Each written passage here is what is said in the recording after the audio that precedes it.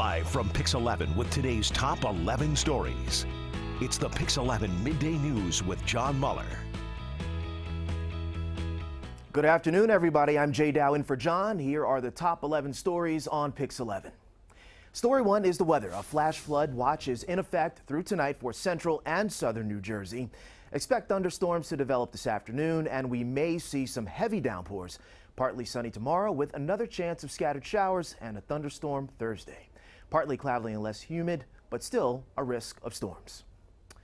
Newark has temporarily suspended water bottle distribution to residents while it waits for a new delivery from the state. The city has been dealing with elevated levels of lead in the water for nearly 3 years, and the water filters they gave to residents don't work. Water distribution will begin again at 3 p.m. today. We have a list of water pickup locations at pix11.com and the Pix 11 app. Riot police clashed with protesters at Hong Kong's airport, where some flights were canceled for a second day in a row. Frustrated passengers also got into shouting matches with pro-democracy protesters who took over the terminals. The protests started in early June, challenging legislation that would allow extradition to China. Broadway producer Ben Sprecher was arrested on child pornography charges this morning. He was picked up at about 6 a.m. at his Morningside Heights home. Agents from Homeland Security and the NYPD seized evidence from the home. Sprecher was the producer of the failed musical Rebecca. The show sank because he was scammed by an ex-stockbroker out of $60,000. Sprecher also produced Fortune's Fool, which was nominated for a Tony, and a stage revival of The Odd Couple. Opera legend Placido Domingo is facing multiple sexual harassment allegations from 8 singers and a dancer. They tell the Associated Press the married superstar tried to pressure them into sexual relationships in exchange for promising them jobs. At times, he also allegedly punished them when they refused. Others also say they witnessed inappropriate behavior. Domingo says the accusations are, quote, deeply troubling, but he insists his relationships were consensual. Questions remain about the Manhattan Detention Center where Jeffrey Epstein was found dead.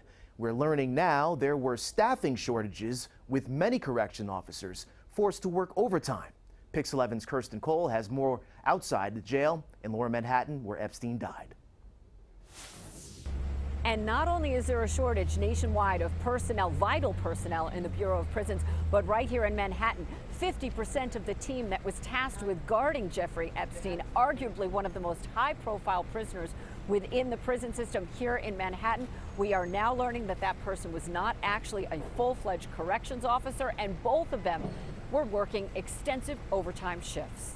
More information emerging this morning that protocols meant to keep a prisoner alive were not followed, and that one of the 2 people meant to watch Jeffrey Epstein was not even a full-fledged corrections officer. Mayor Bill de Blasio raising serious questions about how things went so very wrong. Federal facility. Everyone knows one of the people who had a relationship was Donald Trump, so therefore you would think everyone involved would say, okay, we're watching this guy like a hawk. We're using every measure to make sure nothing happens to him or he doesn't do anything to himself. And then conveniently, suddenly all that is gone, and he's able to kill himself. It just boggles the imagination. According to the Bureau of Prisons, Epstein should have been checked every 30 minutes, but multiple sources reporting Epstein was left unchecked, possibly for hours, giving him the time to hang himself with a bedsheet from a top bunk, according to the New York Post. Attorney General William Barr vowing accountability, saying there are serious irregularities in the way Epstein was being watched. The Trump administration cuts to federal prisons, though, have left them scrambling to fill shifts and demanding overtime work. One of the 2 guards securing Epstein reportedly on his 5th day of overtime. The other also reportedly working an overtime shift and not even a full corrections officer.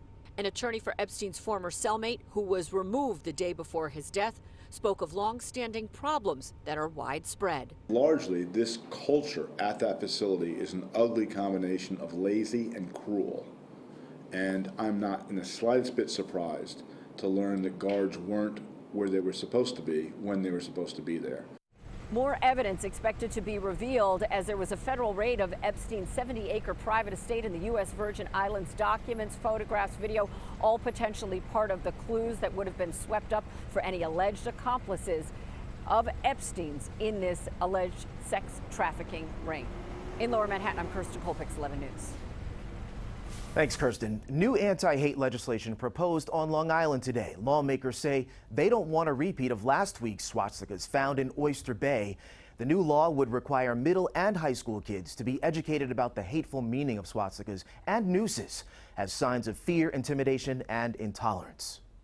It's incredibly important that when our young people go to school, they understand what these symbols mean, how they were used, and what pain they can inflict within our communities. Police are still looking for the person who painted the swastikas in Oyster Bay. There's a $20,000 reward for any helpful information in the investigation. Another NYPD officer has taken his own life. The 35-year-old man was a 7-year veteran who was temporarily assigned to the detail surrounding Yankee Stadium. His name has not been released. He is the 8th officer to die by suicide this year and the 6th since June. This nearly doubles the department's annual average. On our website, you can find mental health resources, including help specifically for NYPD officers. That's at pix11.com. Beginning tomorrow, survivors of childhood sex abuse can file civil lawsuits against their alleged abusers. A victim advocacy group is now trying to get the word out on how many people can report what happened to them. Pix 11's Ayanna Harry has more from Lower Manhattan. In less than 24 hours, New York State will drop the statute of limitations for child sex abuse victims to file civil lawsuits, and a flood of thousands of survivors are expected to come forward. Earlier today, the victims assistance organization Safe Horizon released a public service announcement. It's an educational campaign to inform adults of their rights under the new Child Victims Act. As of August 14th, survivors of childhood sex abuse over the age of 23 will have 1 year to sue in civil court. Yesterday, we spoke to 2 people who plan to sue the leadership of the Jehovah's Witnesses organization, saying they launched a cover-up after learning of molestation accusations against leaders in the church.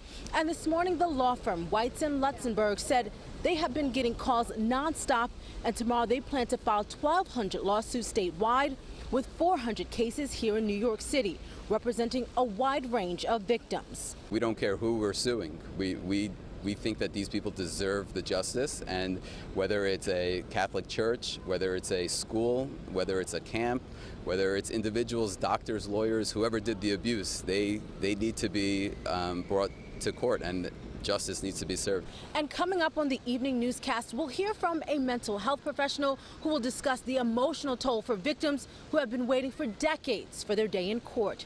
Reporting from Lower Manhattan, Ayanna Harry, Pix 11 News.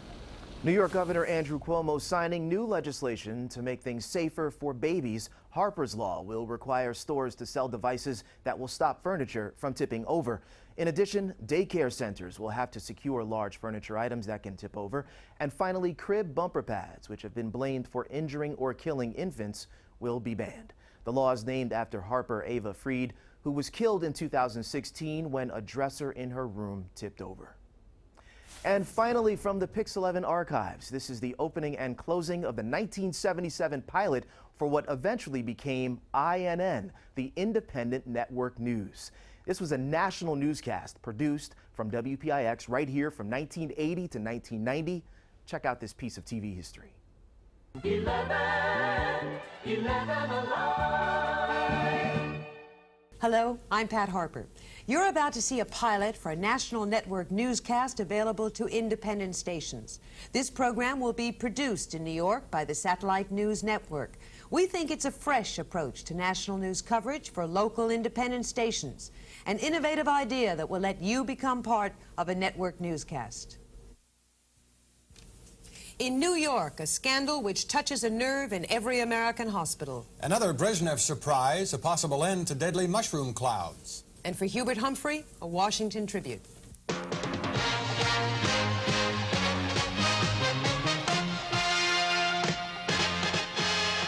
From the Satellite News Network, this is Action News with Pat Harper and Steve Bosch. Wednesday, November 2nd. It began 60 years ago with the rise of... A marvelous tribute to the happy warrior back at work in Washington. From the Satellite News Network, that's Action News for Wednesday, November 2nd. I'm Steve Bosch. And I'm Pat Harper. Thank you and good night.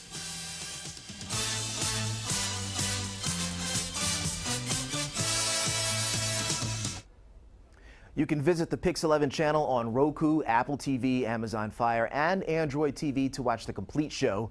For more on all these stories, tune into the Pix 11 News at 5 and 6. I'm Jay Dow. Thanks for watching. This has been the Pix 11 Midday News with John Muller.